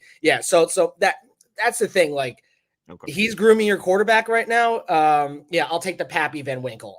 That's not giving me hope. And Taylor, Angstrang, whatever. We'll see what he can do. They're hitching their wagon on that right now. So if they can't get it done and get the right guy immediately, I need to see something. Jaden Daniels showed it, even though they had Cliff Kingsbury, who's not going to be a head coach. He's not a great head coach. He's terrible in December. They're going to have to live on that pick. and they'll be fired very, very fast, and they'll find an offensive-minded guy immediately if they need to. But, the fact is if Glenn is really coming back next year with Mujie, God help us, man. It's like this is not going to get better. But that's why I would save the picks. Go into 2027. There's Jeremiah Smith. There's Cole Campbell, the kid out of Michigan State. Like, there's just so much more talent. There's a couple guys this year. It's just, to me, 2027, there's going to be more quarterbacks coming out. It's going to be a way more jacked up draft. Where this year, there's some talent, but, I want to have the high pick to kind of sell it at this point because these quarterbacks are not impressing me, and we're not going to win next year anyway. It doesn't really matter. So stockpile all of them, go into the next year, and we'll see what happens. Otherwise, until then, Gary V, please just get your hedge fund guys and just buy the team, please, because I can't deal with this. So there you go. Jake. All right, Paul. Have a good day. You too. Cheers. Jesus Christ. Good Lord. Have mercy on my soul. That was wow. That was colorful. A couple of things here. First off, let me see here. We got a couple of comments to go through here. Philium says, "Hey Paul, ABG, I have to go soon. Would you give an update on the poll?" Yes. So for those who missed it, we have 400 people in the room. We put up a poll for this very question. Do you, as a Jets fan, want the Jets to win the games the rest of the year? We got 9 games left in the season. They're 1-7, or tank for a better pick? Just win, baby, or no? Wins are meaningless. Let's tank. 70% of the fans say just win, baby. Which, come on, how does that not tickle your heartstrings, people out there in the audience? Huh? So there you go, Philium. There's your poll update. I also see you're sending in a member super chat shout out. You've been a member of the channel for 16 months. That deserves an award. Wow.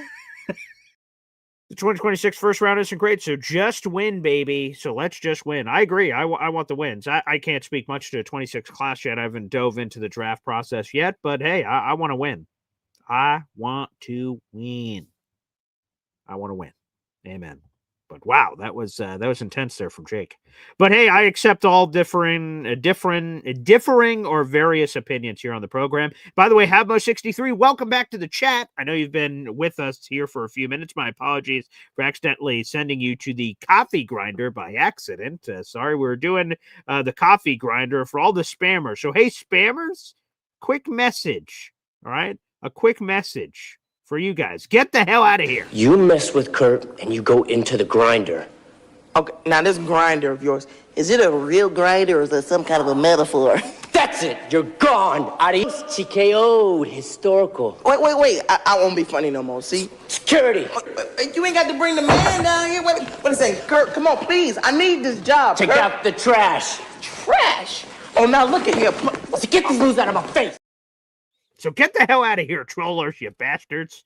Get the hell out of here, for God's sakes. What is going on? Let's go to another super chat shout out here on the program. Taylor Sterling. Wow. Member for 13 months. Gary V kisses his dad with tongue. No thanks. What the hell? Ugh. I have no idea what the hell that's about. That's weird. All right, anywho, let's go to Bad Shot next. Whoa, what was that super chat about? I'm not sure. That Apparently, like a little Tom Brady. Have you seen that video of Tom Brady? Like his son was wanting something, and he's like, Bill Belichick and his daughter. Right? There's I guess it's a New England thing. I'm not sure. I thought that was more south of the border, but wow, that's strange. I have not heard that, but thank you for that vivid image, Taylor Sterling. Yeah, me and my dad, we don't do stuff like that. If he's good to know. Close, if he's that close to my face, I'm getting a headbutt to the nose or something, But man, I was looking at the little video of your daughter, and you know how you're like, it's so unexpected that she said, "Wow." Yeah. I think she didn't even expect it because, like, if you watch the video, she's like, "Wow," and then she kind of was like, "Did I just say that?" Okay, let's break down the tape here. Wow. Yeah, her eyes. You see it like, what came out of my mouth? Yeah, 100%. Yeah, that's good. Okay, good tape study there, Bad Shot. Good tape study, yeah. Well, so this kind of, I'm always asking fantasy questions when you got to go on. So I'm assuming for one. So I'm assuming you're like Jets are going to win today, correct? Yep, correct. So what would you say the score? You think the final score will be? It's going to be a low scoring game. You think? That's my fear. My fear that this game is 13-12. That's my fear, that it's just ugly and weird. I hope not. I mean, I love touchdowns. That 38-39 point, shame to our defense, but that 39-30, that 39-38 game against the Cincinnati was super fun. Touchdowns all over the place. Fantasy, that was a lot of fun. Garrett comes back today. I'd love to see Garrett eat, because Garrett, before the injury, was on pace for the best year of his career in catches, yards, and touchdowns. He was on pace to have the best year ever. Now that he's missed 2 games, now he's on pace to have his worst year ever. So he's got to overcompensate through the final 9 games to catch up and make up the difference. Because I love this. I know Mike Evans had that like 11 years in a row, that 1,000-yard streak. I want Garrett to have one of those. That'd be super cool. So I want him to get to 1,000 yards every year. I want him to keep this 100+ reception streak. I want to see the touchdowns pick up, which had picked up earlier this season prior to his injury. So I want to see all that pick up. So I'm hoping Garrett eats. We'll see how Brees does. This Browns defense is really good. So that's the problem here. But maybe we could get some funky scores, maybe defense or special teams or something. I believe Kene Nguanu is going to be healthy for this game, so maybe a return touchdown. We saw that last year against Seattle. We could get a defensive thing. Dylan Gabriel in the preseason threw a bad pick 6, so he's a young guy. Maybe he makes a mistake, and that's how the Jets get on the board. And how good would that be for the defense? It's missing 2 of their brightest starts to get traded off for all these future first-round picks. They get like a pick 6 or some big play. They're like, look, see, we can do it. We don't need all those guys. We can figure it out. Like, I imagine it'd be a huge confidence boost for the defense. I hope they get some of that action personally. Yeah. Yeah. And, I picked up Nick Folk in a couple of my leagues this week. I feel like, can't believe he was available. Well, I saw that Jared picked up Cam Little in nice. So I'm like, I was surprised he was available after last week. But I think, can we agree that this year, when it's come to like 4th downs, like the times you think we're going to go for it, he doesn't go for it, and then the time like AG, and then the times that you're like, all right, we just need to punt it or we just need to kick a field goal, he's like, fuck it, let's do it. Like, am I the only one that's feeling that way, or have you kind of felt that way this year too? I just haven't, from his own 35-yard line, was like, fuck it. You only live once. Yeah, fucking go. And we're like, whoa, coach, it's the first quarter, man. Or or just a second quarter up, time for a 50-yard field goal. He's like, fuck field goals, I'm going for it. I'm like, but coach, we could get 3 points. So yeah, the temperature gauge, I used to are you a poker guy, Batshaw? I know how to play. I don't play. Okay. So I used to play Texas Hold'em with my dad, and he would bring all his big buddies over, and I'm the kid at the table, but I pay the same way I pay into it, and I'm doing it. And we're running one of these poker games, and one of the games lasts hours. Like, I mean, it takes forever, all going around forever. And I remember getting deep in, but then I lose. But for those who have never played poker before, you start off with, and I'll just talk about it in money. It's chips, but I'll talk about it in money. Like, you start off with $1 a bet. $1 a bet. And then methodically throughout the game, the bets get bigger naturally as you're up. Ante goes up, boys. Ante goes up. It goes 5, 10, 15, 20, 25. By the end of the game, we're talking about serious money. Then the game ends and we reset. The ante goes back down to $1 and it's all reset.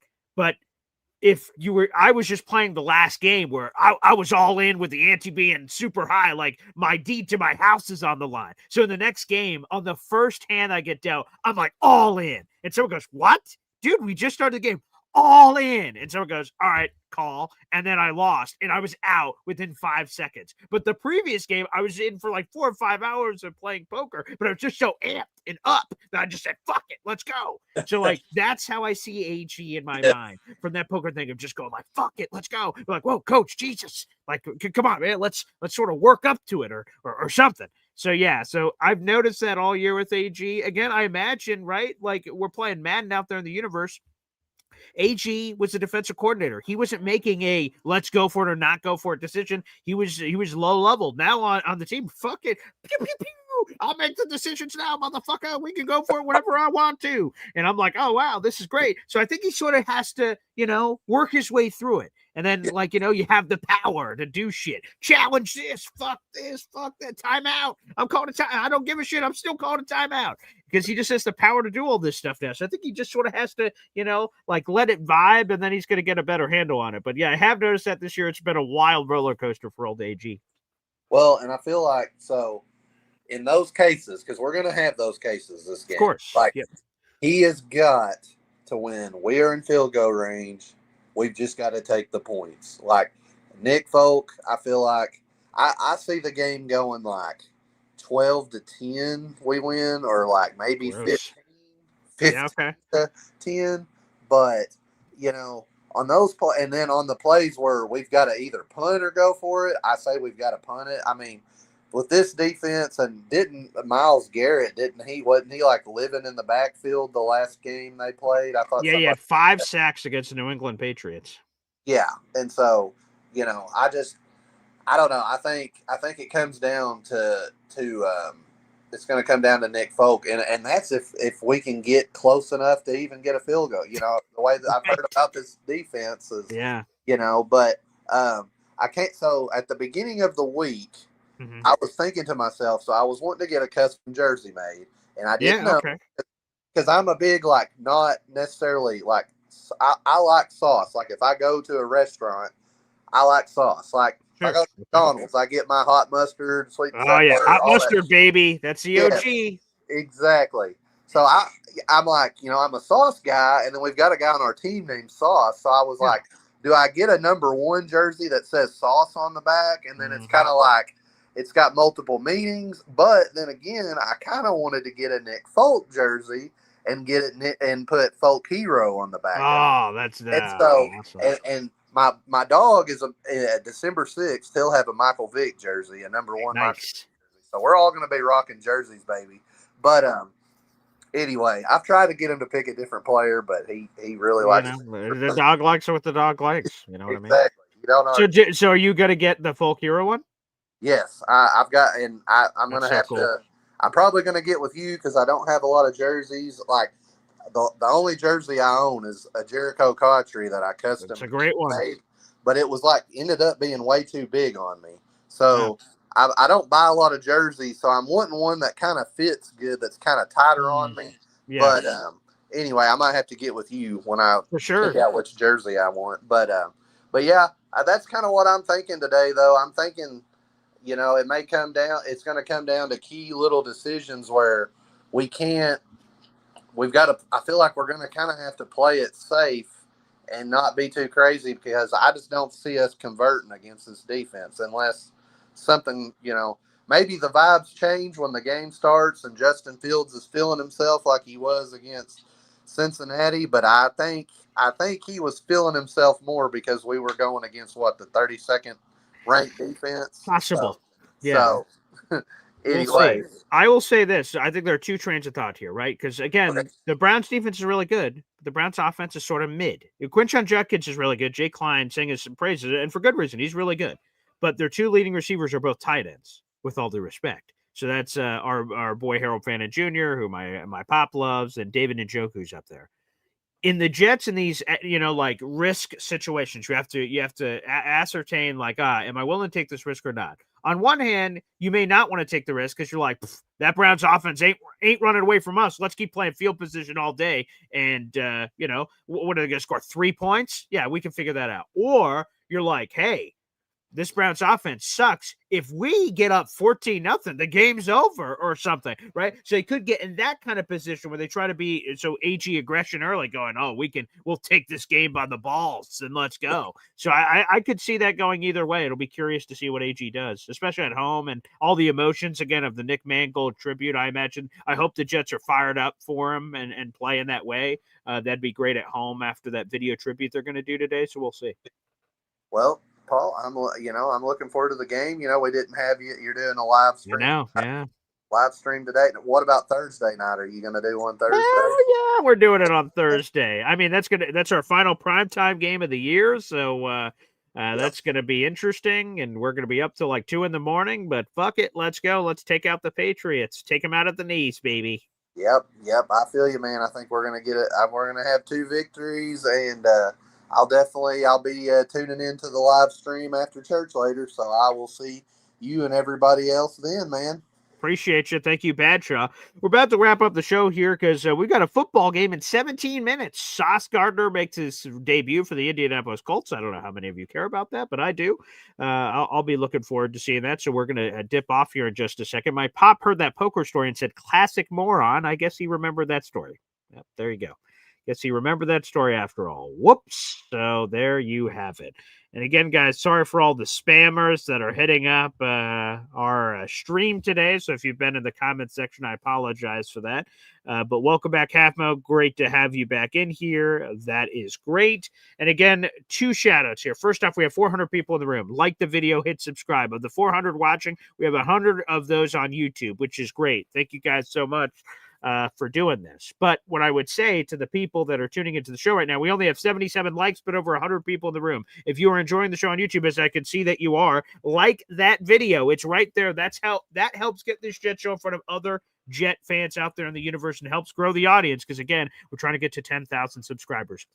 I want to thank everybody for tuning in. Today is going to be a very busy day here on the channel. We're doing 5+ hours of live streaming. This pregame show is wrapping up at just under 2 hours. We'll have the live watch party. That'll be a 3+ hour program. We'll come on with you at 12:50. We'll talk about the actives, inactives for the Jets and some of the storylines for the game. And then we'll be with you throughout the entire game. Once the game is complete, we're going to jump over to the post-game show stream, and we'll have that here on YouTube. That is youtube.com/boygreen25. And thank you, everyone. I want to give a quick shout out to everyone that sent in super chats and memberships today. MFC, Fastest Food Reviews, Mahar Khalil, MFC again. So he was all in on the super chat today. Troy Sturgis as well. And thank you, Philium, for the super chat shout out. And to wrap up, let's do things quiet. I see you guys all asking for it. So we've got this history, baby. I'm going off the rails on a Mozzie train. There you go. Oh, yeah, baby. So salute to the Mozzie train, which, by the way, is also up on YouTube, so you guys can replay it as many times as you want. That's in our YouTube short section. We uploaded it during the show. It's also up on Instagram and everywhere else as well. Again, that's @BoyGreen25. And here's one more shout-out. Again, we're going to be giving this away on December 1st. So if you guys want a chance to win this beautiful autographed Marty Lyons jersey, it's his Alabama jersey and has all of his Jets accomplishments and other accomplishments stitched on the bottom of the jersey. Playing for the Jets for a decade, being a first-round pick, being a part of the New York Sack Exchange, being a Walter Payton Man of the Year, being part of the College Football Hall of Fame, and being a Jets Ring of Honor member. And this inscription is to the Boy Green Coffee Club. Shout out to the Marty Lyons Foundation for providing this beautiful jersey. Again, if you want a chance to win it, baby, it's simple. Spend $3 on the channel to have an opportunity to do so. Enjoy some German football that's coming up between the Indianapolis Colts and Atlanta Falcons. Sauce Gardner is set to make his debut for the Indianapolis Colts. I'm going to be honest, it feels weird. It feels obtuse, but I guess we're going to see it here in 15 minutes or so. So I want to, again, give a massive shout out to everybody. It's game day. I'm fired up for the Jets to go get another win, baby, and let's freaking go. Let's go. I'm going off the rails on a Mozzie train. There you go. I freaking love Easy. That is awesome. And yeah, thank you, Easy, for providing that. And I love it. It's great. Easy's the man, baby. Yeah. Easy, you're a cruel man, Jack Sparrow. I love that. I'm laughing. I'm enjoying it, man. Easy's got great pipes, man, and now we get to hear it forever on our soundboard here. So salute to Easy. Hopefully, we're riding the Mozzie train today to another dub, baby. Let's go, rock on, and we'll see you guys next time here on the channel.